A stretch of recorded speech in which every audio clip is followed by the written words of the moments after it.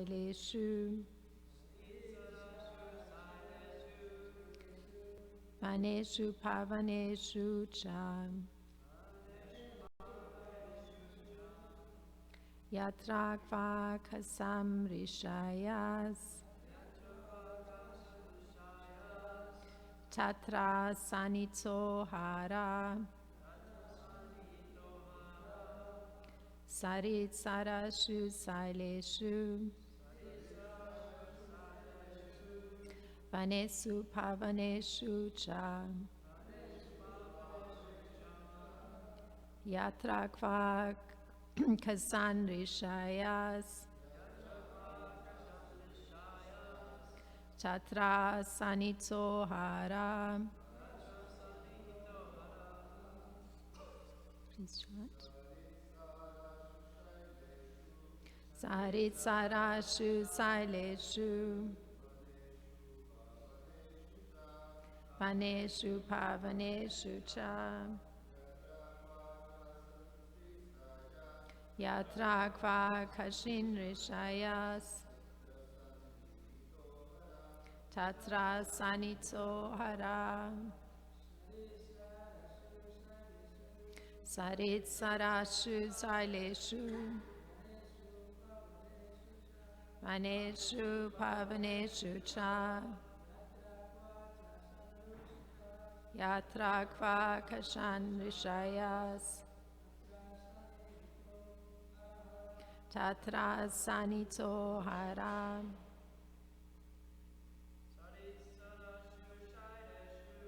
sarit sarashu saileshu,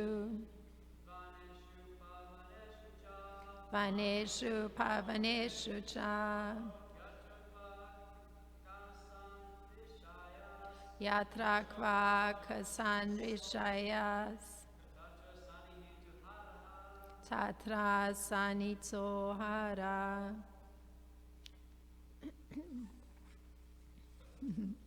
So the word for word translation, Sarit, near the shores of the rivers, Sarashu, and near the lakes, Shaileshu, near the mountains, Vaneshu, in the forests, Upavaneshu, in the gardens or small forests, Cha, also, Yatra, wherever, Kva, anywhere, Cha, also, Asan, were existing, Rishaya, great sages, Tatra, there, Sanihuta was present, Hara, Lord Shiva. Translation. Following Mohini, Lord Shiva went everywhere, near the shores of the rivers and lakes, near the mountains, near the forests, near the gardens, and wherever there lived great sages. Purport. Srila Vishwanath Chakravarti Thakur remarks that Mohini Murti dragged Lord Shiva to so many places, especially to where the great sages lived, to instruct the sages that their Lord Shiva had become mad for a beautiful woman. Thus, although they were all great sages and saintly persons, they should not think themselves free, but should remain extremely cautious about beautiful women. No one should think himself liberated in the presence of a beautiful woman. The Shastras enjoin, Matra Svarshra Duhitra Va Navivikashano Bhavet Balavan Indriya Gramo Vidvamsam Api Karshati. One should not stay in a solitary place with a woman, even if she be his mother, sister, or daughter, for the senses are so uncontrollably powerful that in the presence of a woman, one may become agitated, even if he is very learned and advanced. And that's Bhagavatam 9:19-17.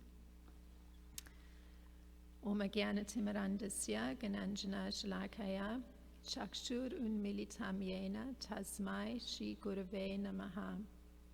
Namo Om Vishnu Padaya Krishna Prasthaya Bhutale Srimate Ramapada Swami Iti Namine. Namo Om Vishnu Padaya Krishna Prasthaya Bhutale Srimate Bhaktivedanta Swami Iti Namine. Namaste Saraswati Deve Gauravani Pracharine Nirvishesha Sunyavadi Paschatya Deshatarine.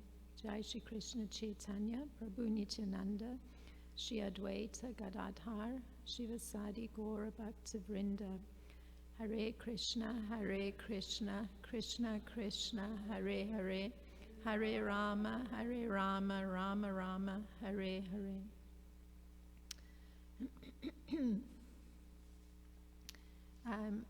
In looking at this particular verse that we read today, I guess I'll read the translation once again. Following Mohini, Lord Shiva went everywhere, near the shores of the rivers and lakes, near the mountains, near the forests, near the gardens, and wherever there lived great sages. So in looking at this verse, I found myself focusing on the verse that Srila Prabhupada has extracted in connection to this verse. And the verse that he's quoting here is coming from a pastime of King Yayati. And this particular king, he came to an understanding, or he reached an understanding, that if one is lusty and greedy, then even the total stock of gold in the whole world cannot satisfy that vigorous desire. So the vigor of these desires is so great that the desires are like a fire. And if one were to extinguish such a fire, one wouldn't use a substance that allows for the fire to become even more of a roaring fire. So, for instance, when there's a fire sacrifice, one may use ghee, and that increases the fire. So one wouldn't be using ghee in order to extinguish the fire. So it means that a different process is needed if one's attempting to extinguish a fire, and rather than using the very thing that ignites it. So, so as opposed to feeding the desires, which are being compared to the fire, you're not going to be providing the desires the very thing that's going to exacerbate those desires. So the alternate process would be to completely step back and renounce a life of enjoyment, or trying to fulfill those desires. And this can be done through utilizing some intelligence. And King Yayati, he actually puts it this way. So this is how he states it. As supplying butter to a fire does not diminish the fire, but instead increases it more and more, the endeavor to stop lusty desires by continual enjoyment can never be successful. In fact, one must voluntarily cease from material desires. So we can look at this a little bit. Now, the particular vigorous desires, so lust is, there's some vigor internally. That vigorous desire to enjoy the senses, like there's always an urge to see or an urge to touch, This is there even when this vehicle that has these senses that want to reach out, when that vehicle is even in a decrepit condition, still those desires are there. So the desires are what drives a person to go here and there, trying to find some sort of satisfaction for those desires. So Srila Prabhupada gives the example of membership clubs that allow old men. So these are the persons with the decrepit bodies. So in these membership clubs, these old men, the decrepit bodies, but the senses are there, even in a decrepit condition, but with the raging fire of desire within. In those particular clubs, they'll have the opportunity to have some association of female persons and also to, I guess, imbibe alcohol, which is seen as, I guess, some sort of satisfaction for the senses. So this is the example Srila Prabhupada gives. So taking into account the logic so far, one can say not only in order to not stoke the fire of those desires internally, those vigorous desires, to keep them vigorous, you don't want to keep them healthy, and to avoid the embarrassment of attempting to do so in a decrepit body, even more so, the recommendation is voluntarily giving up those desires. So, I mean, it's the same logical thing to do. So it seems that some awareness of the desires being present needs to be there, and then considering carefully how to deal with them. So King Yayati gives this realization. For those who are too attached to material enjoyment, sense gratification is very difficult to give up. Even when one is invalid because of old age, one cannot give up such desires for sense gratification. Therefore, one who actually desires happiness must give up such unsatisfied desires, which are the cause of all tribulation. So this difficulty to give up finding some satisfaction for the senses, and especially, and that's this verse, and also the verse that Srila Prabhupada has taken from Srimad Bhagavatam in the 9th canto, particularly that of satisfying sexual desire. This difficulty is depicted so amazingly in this one pastime or the situation that King Pururava found himself in. So I'm going to go into this because I think it's completely fascinating.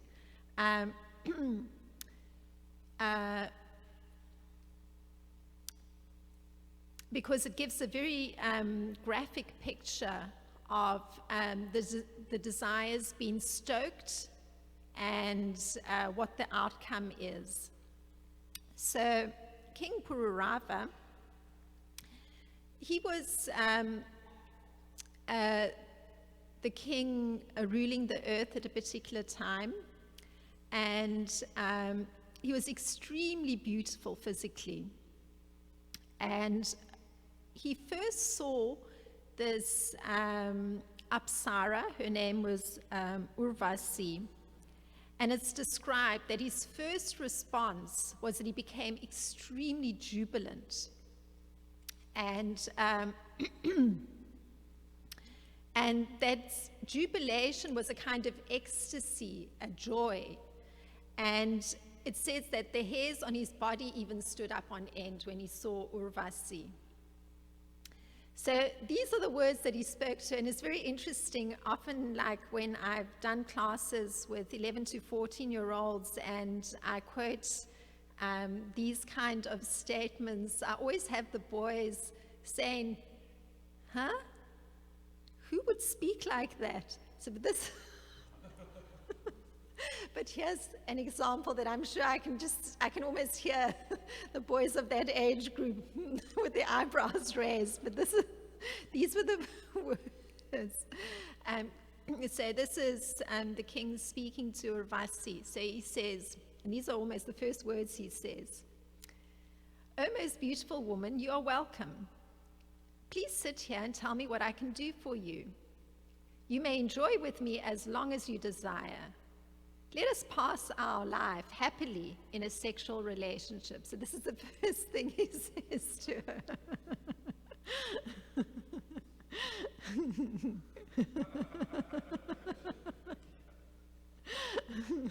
Yes, I can just see the teenagers having a lot of difficulty with this.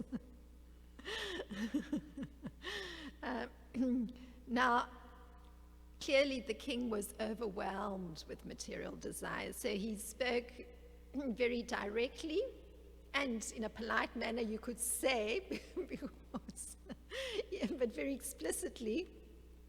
But he was being overwhelmed by material desires. So for many years, King Pururava, this is actually quoting from Uddhava Gita, he enjoyed sex with Urvasi. She was a celestial woman, and he still wasn't satisfied, this is quoting from Uddhava Gita, by such insignificant enjoyment. Indeed, he was so captivated by Urvasi that he did not notice how the days and nights were passing. So that's from the 20th chapter of Uddhava Gita. Now, Krishna gives a quick summary of how this whole saga played itself out. And Krishna says that this is how the course of the relationship goes. The glorious king Pururava became bewildered due to separation from the Apsara Urvasi. Later on, however, he regained her association at Kurukshetra. Thereafter, he performed a sacrifice with the help of the Gandharvas and thus pleased the demigods. Finally, when he attained the planet of Urvasi, so that the cause of his lamentation was vanquished, he sang the following song. So this is Uddhava Gita. So Krishna gives a quick summary of the way the relationship plays itself out. But I'm going to go into a little bit because it's so connected to this raging internal fire. So now King Pururava, he actually became overwhelmed with grief because of separation from Urvasi. There was a moment where she left him. So there's a description of Urvasi leaving King Pururava because she was returning to her own abode. And the reason she left is an interesting one. He had actually broken a particular stricture she'd placed for her being willing to remain with him. And that was she never wanted to see him naked, except I guess during the sexual encounters. So as it happened,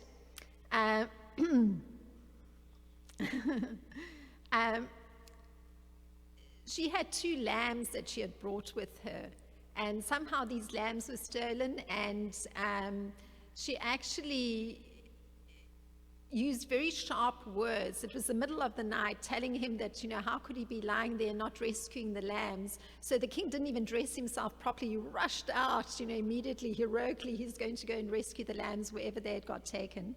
So it was after this that there's this description where Urvasi is leaving him because he returns and she sees him naked, and so he broke the particular stricture she'd placed upon him, because this is one of the codes of behavior of celestial beings.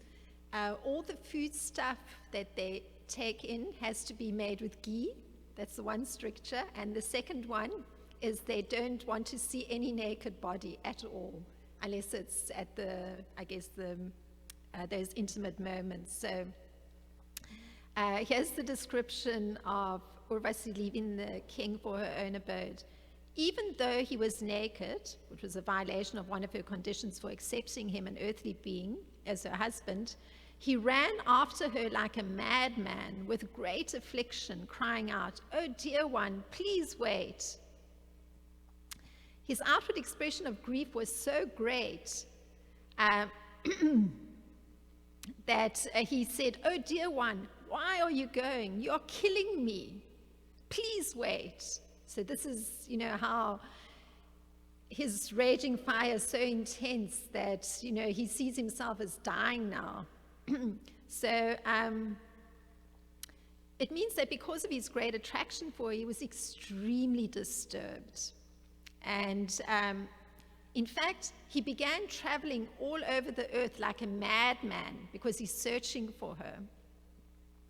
And it's very similar, I thought, to this particular verse we're looking at today, because we find Lord Shiva following Mohini Murti everywhere.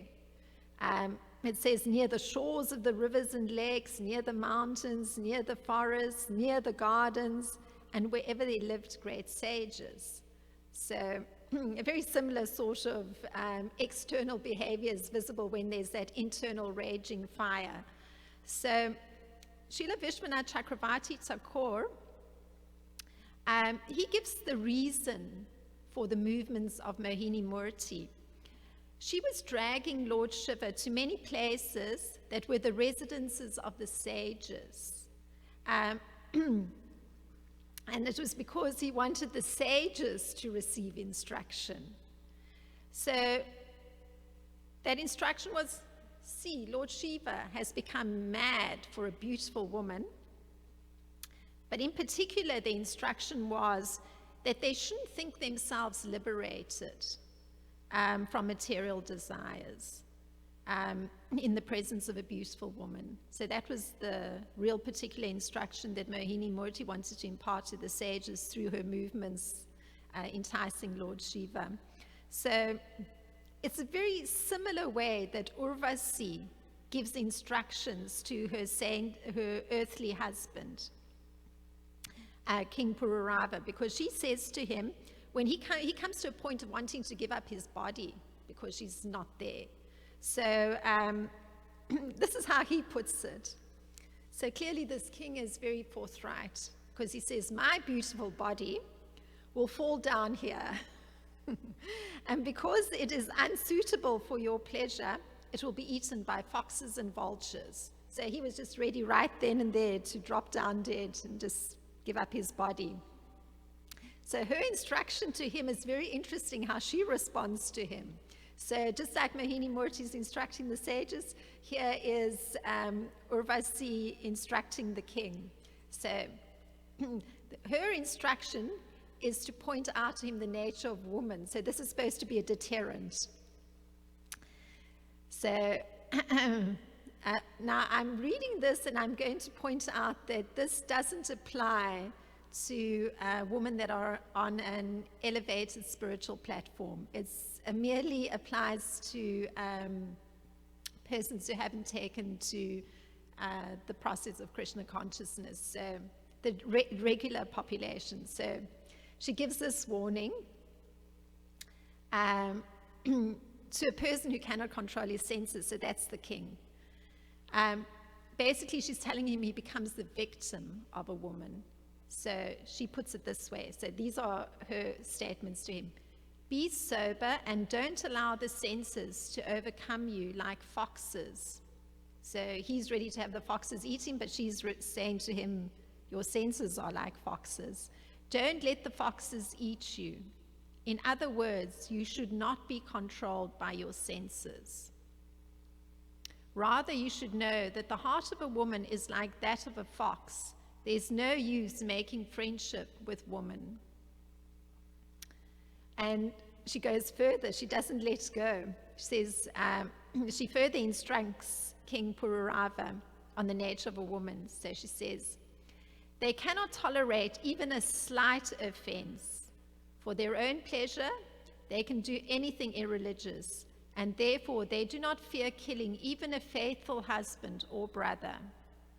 And she doesn't stop there. She further adds, women are easily seduced by men. And she added a bit more to that, which I haven't noted here, but it was to the effect that because of being easily seduced, then new friendships are struck up continuously. So this was supposed to be the deterrent to the king. So one can understand that this voluntary ceasing of material desires, particularly the desire for sexual enjoyment, is going to be assisted by the association of a devotee as opposed to having the association of a non-devotee, because particularly non-devotees are interested in exactly that, the satisfying of or having that satisfaction for the senses related to sexual activity. And it says also the satisfaction of the belly. So, I mean, I have had this experience. There's,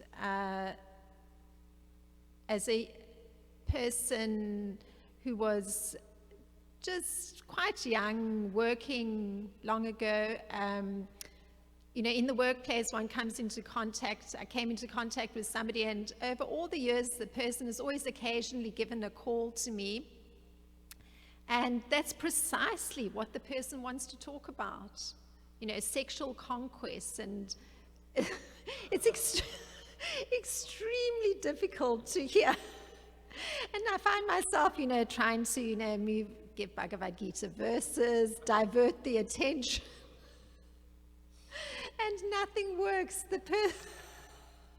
So I've come to a point where I've decided, actually, you know, now that my phone number has changed, the person cannot phone, because the person is incorrigible. That is the source of pleasure. So naturally, I was interested to read that, you know, in the Bhagavad Gita, there's commentary by Srila Bhaktisiddhanta Saraswati Thakur, and he says, even the association of one such person is very detrimental. So I was quite happy to read that, and I thought, okay, I can feel justified. I'm not being cruel to someone. So anyway, the reason that the association of a devotee plays an important role in vanquishing these kind of desires to gratify the senses is that devotees are helping to revive that forgotten attraction for devotional service. So, you know, the diversion of the attraction. And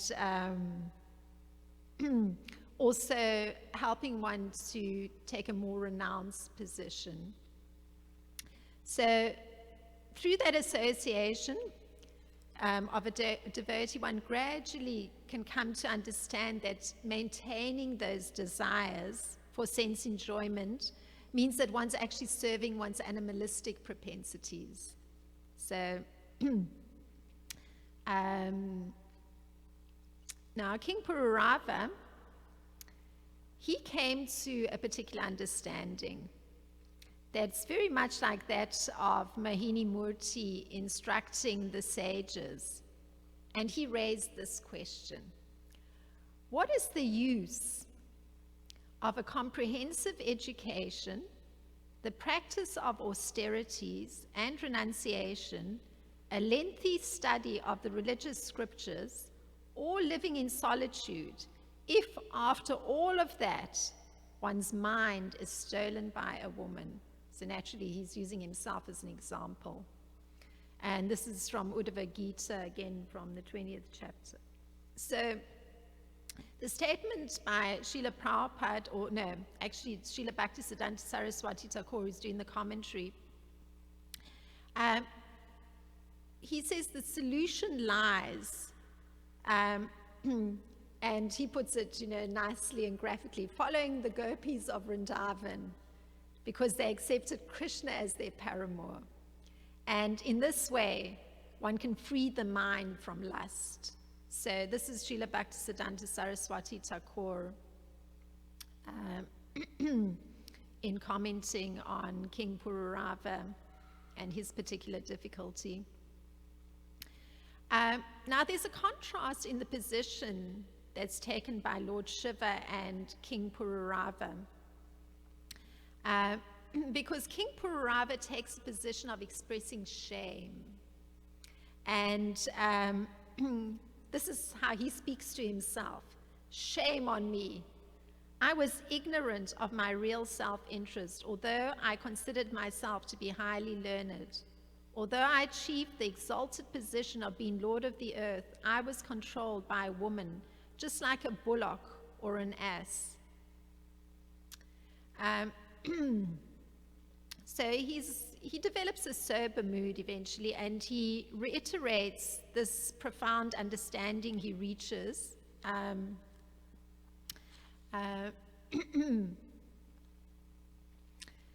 And he comes to the point of taking up devotional service, and this is his profound realization. And this is the verse that Srila Prabhupada quoted here, because, just understanding King Pururava's raging fire that continued even with Urvasi leaving him, then still actually wanting to perform sacrifices to get to the heavenly planets, which he did. And finally, at that time, he came to his senses. So he actually pursued her all the way to the heavenly planets. And this is after that he comes to this verse that Srila Prabhupada's quoting, and he says these words: one should not allow oneself to sit on the same seat even with one's own mother, sister, or daughter, for the senses are so strong that even though one is very advanced in knowledge, he may be attracted by sex. So, he really takes the cautious position now. So, which, anyway, the contrast is that Lord Shiva, we'll see in the next verse in the discussion tomorrow, he doesn't experience shame. He accepts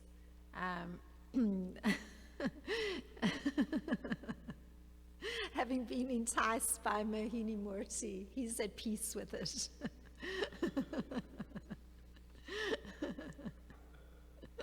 Well, he certainly didn't live a lifetime going through the problem of King Pururava, who was stoking his internal fire, so his position's a little different. There's that difficulty of being attracted by sensual desires. And Srila Prabhupada says that always there has to be some caution, so in dealing with women. Not taking into account the very strong statements by Urvasi, because that's not Srila Prabhupada's position. He specifically states that women and men having been engaged in Krishna consciousness, they're actually on an equal level. So this is Srila Prabhupada's position, but he does advise caution in dealing with women. And so King Pururava, he had a means to give up his robust sexual desires, and the means he employed was to go and live in a forest. So he completely isolated himself. And in the forest, of course, because he'd taken to devotional service, and it was the age, he meditated upon the Supreme Personality of Godhead. So that was his means to give up his robust sexual desires. And it means that he gave up those desires.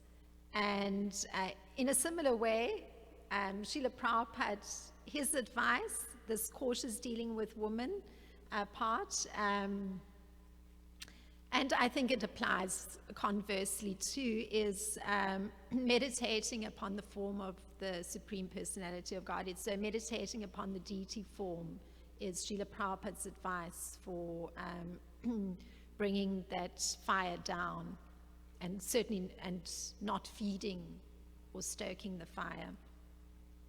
So, and there's a very fantastic verse that I came across in the first canto of Srimad Bhagavatam that really nails this home. the verse is, self-controlled persons who are attached to the Supreme Lord can all of a sudden give up the world of material attachment, including the gross body and subtle mind, and go away to attain the highest perfection of the renounced order of life, by which non-violence and renunciation is consequential. So it just happens naturally. So all of a sudden one can give up that pursuit of a life of enjoyment through the senses. And it's interesting, the mention is that then one is following a life of non-violence, because there's a kind of violence inflicted on oneself by stoking that fire. It's extremely painful. So it requires self-control and gradual attachment to the Supreme Lord. So the two go together.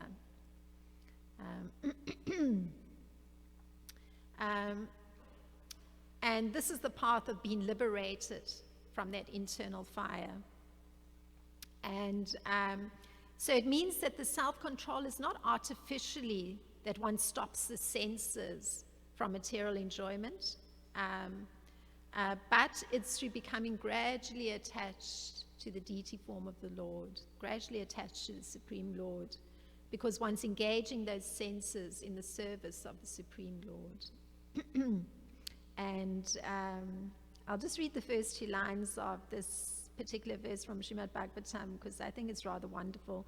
Yatra nuraktaha sahishaiva dira vyopohaya dehatsu sangam udam. Self-controlled persons who are attached to the Supreme Lord Sri Krishna can all of a sudden give up the world of material attachment. So I'll end there.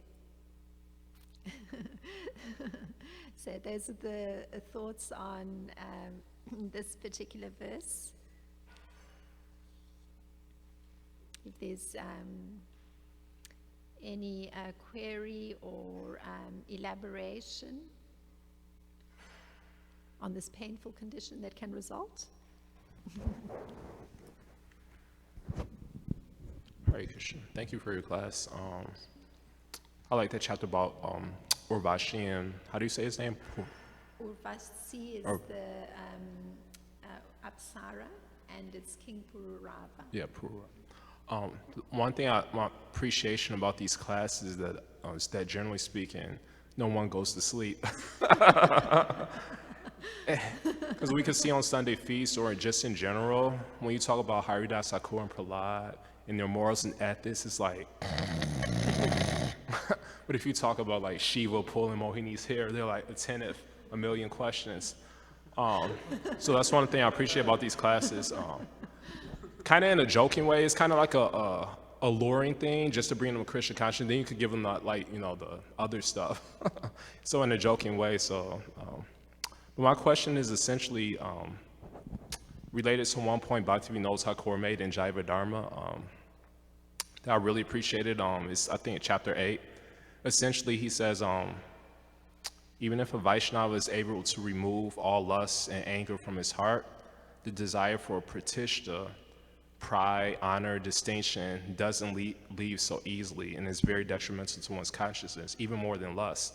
And the reason I appreciate this, because there's many examples, I'll give maybe a couple, is that Hiranyakashipu, I've mentioned this point many times before, but Hiranyakashipu, his name means the lover of money and women.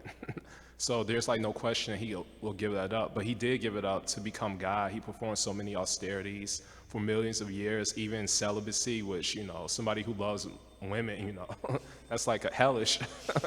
But he did that just to become God. And although he was able to give up lust, one thing he couldn't give up is his pride. When Prahlad disagreed with him, "My father, you're not God," then he blew up wanting to kill Prahlad. And so that's why I appreciate that point. And there's many other examples like Durvasa. He was a renunciate. He gave up lust.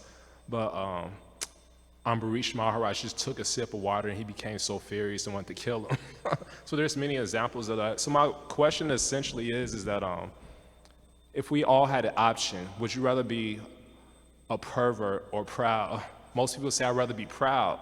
But we could see that in pride and envy, you really want to hurt somebody, you want to hurt their reputation, you want to kill them, at least in the mind, or kill their reputation. But in a sense, we could see that many devotees who were just like Bilvamango Thakur, he was lust after a prostitute, and many other examples I can't think of, they still obtained the mercy of the Lord despite their, perversities. They were still elevated by the mercy of the Lord. But anyone who was proud, even if they gave up lust, became degraded because they committed Vaishnava parad. So my question is essentially, how do we not become discouraged? Because we see so many people leave Krishna consciousness because, I'm lusty. But in the end, you can't enjoy lust forever, You can't have sex all day. You're going to have to come back to Krishna consciousness. But then you're so embarrassed to come back to the same community. So before we leave Krishna consciousness, how do we give up this tendency that, maybe I should give up my pride a little bit more, and then I could, maintain my Krishna consciousness, stop criticizing devotees, stop feeling, be forgiving, tolerate, you're a prisoner too, no one's perfect. So can you elaborate on those points? I know it was kind of smoothie of questions, but maybe if you could elaborate on those points. So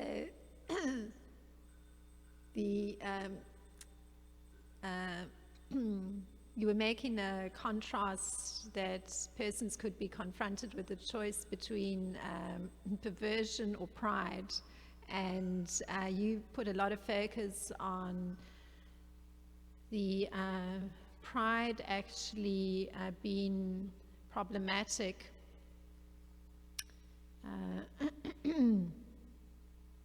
And wanting to know how to get to grips with that, because the pride honor distinction things seem to override even lust, because lust could go, but pride, honor, and distinction would still be there. So you were interested how that could be overcome.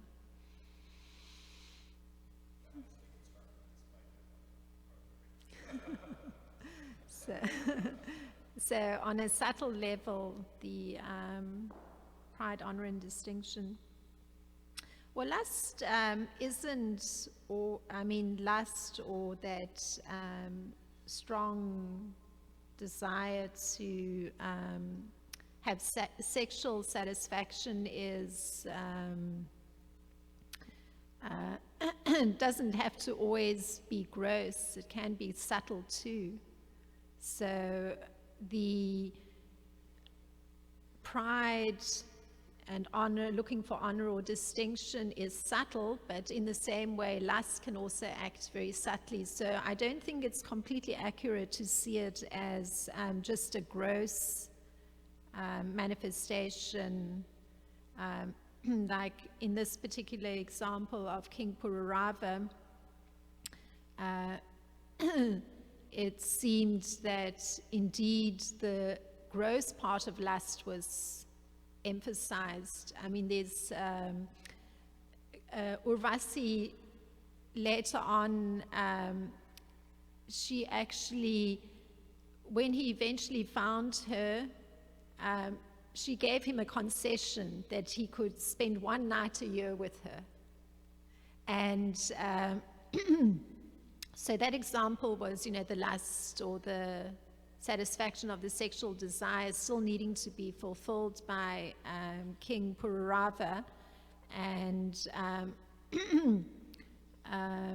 it seems there that it's gross, but it's not always gross. It's like extremely subtle. So, pride appears to be a subtle thing, but then you also see gross manifestations of pride where, you brought up that it could be wishing to destroy the reputation of someone. So that also has to have external gross acts to allow for that. Some action has to be performed externally, whether it's, speaking ill words of someone or something to that effect. So both have their subtle and their gross aspects.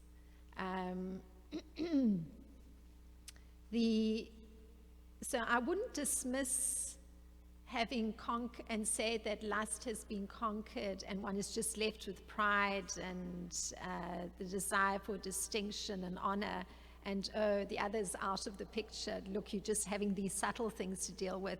The lust is present there in a subtle form too. So it's not that it's now one is free of that, or one's made a choice, that's out of the picture, and you're just dealing with pride and honor or that desire for honor and distinction. It's not like that. The lust remains there, and in a subtle form it plays itself out. So it can be mental contemplation, and it can also be how one arranges one's life. So there's always the element of choice, whether one's dealing with the desire for honor and distinction, or the need to somehow feed the lustful desires. They both require choices in managing. So therefore, when one is conscious of both, and both are subtle, both are gross, so on all levels one has to actually try and arrange one's life to protect oneself. So like this particular instruction here on the part of King Pururava is he truly understood that the danger was so great that even a woman that wasn't an attractive woman, or that one necessarily considered in the light of satisfying sexual desires, a mother or a daughter or a sister, even those persons one shouldn't be physically that close to. So he made that statement because he understood that it's on such a subtle level, that need for gratification, that even the external object may not be the right one, but the drive is there. So, you termed it a kind of a perversion, but it's the senses demanding that gratification. So in all cases, the desire for fame and distinction, the desire to gratify sexual desires, in both cases, all the protective measures need to be done so that one isn't feeding those desires. And the protective measures are because one understands that awful internal fire that's aroused that just brings so much suffering. So then one does the necessary external arrangements, and where it's possible, one tries to divert one's attention and find one's satisfaction in services to the Supreme Lord in all cases. So the pride can be in playing the harmonium. So, you're satisfying the sense of speech or the sense of hearing. You're gazing at the beautiful form of the deity. So, you getting the eyes satisfied by the beautiful form of Srimati Radharani, and extremely exquisite. Beautiful lotus eyes, and the most beautiful gesture of the hand, a benedictory gesture, even an expressive mood, a loving, expressive, very personal response to one's devotion. It's extremely satisfying. So always one tries to make that arrangement, sees the deity, spends time, really studying the features, because it has a huge impression on the mind. So it's very, very, very, very satisfying. So that's those kind of simple arrangements where you're diverting is necessary. And in the worst case scenario, one prays internally desperately. Or not worst case scenario, you say if one is not able to directly be performing some service, or as or gazing at the deities directly, then one prays fervently, very fervently, because that's also connecting. It's that transcendental connection that gives us strength to not give way to feeding those desires.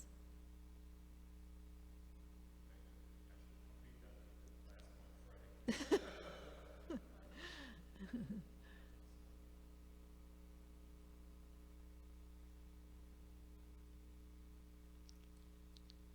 class, thank you very much. Prabhupada Ki Jai.